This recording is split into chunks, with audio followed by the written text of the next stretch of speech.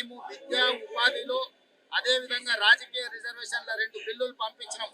4 నెలలైన రాష్ట్రపతి ఆమోదించలేదు. కాబట్టి ఈ రోజు జంతర్ మంతర్ దగ్గర తెలంగాణ మంత్రివర్గం మొత్తం ఎంపీలు, ఎమ్మెల్సీలు, ఎమ్మెల్యేలు, తెలంగాణ నలుమూలల నుంచి రిజర్వేషన్లకు అనుకూలమైన శక్తులందరూ ఈ రోజు జంతర్ మంతర్లు ధర్నా చేస్తున్నారు.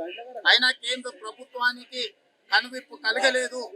అందుకే ఈ రోజు ఇక్కడనే కాదు, పార్లమెంట్ లో కూడా మల్లికార్జున ఖర్గే గారు, రాహుల్ గాంధీ నేతృత్వంలో ఖచ్చితంగా ధర్నా చేసి రిజర్వేషన్లను సాధిస్తాం. రిజర్వేషన్లకు వ్యతిరేకంగా ఉన్న భారతీయ జనతా పార్టీకి కఠినమైన గుణపాఠం చెప్పడానికి ఈ రోజు బలహీన వర్గాలు శక్తులు కూడగట్టుకుని వాళ్ళ మీద పోరాటం చేస్తాం. తప్పకుండా 42% రిజర్వేషన్ ఓబీసీలకు సాధిస్తాము. నరేంద్ర మోడీ గారు ఇచ్చిండ్రా సరే, ఇవ్వకపోతే నరేంద్ర మోడీ గారిని గద్దె నుంచి దించి రాహుల్ గాంధీ గారిని దేశానికి ప్రధానమంత్రిని చేసి 42% రిజర్వేషన్లు సాధించే వరకు కాంగ్రెస్ పార్టీ విశ్రమించబోదు. ఖచ్చితంగా రాష్ట్రపతిని మేము అపాయింట్మెంట్ అని చాలా రోజులైంది.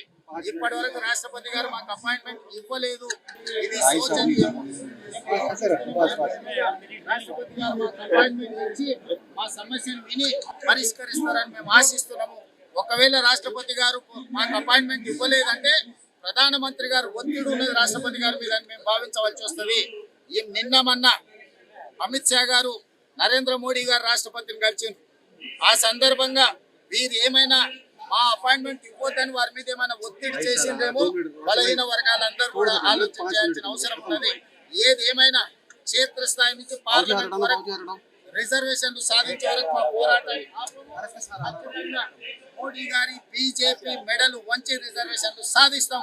లేకపోతే మోడీ గారిని కుర్చీ మీద నుంచి దించి రాహుల్ గాంధీ మేము రిజర్వేషన్లు సాధించుకుంటామని చెప్పి ఈ సందర్భంగా మీ అందరికీ తెలియజేస్తున్నాం.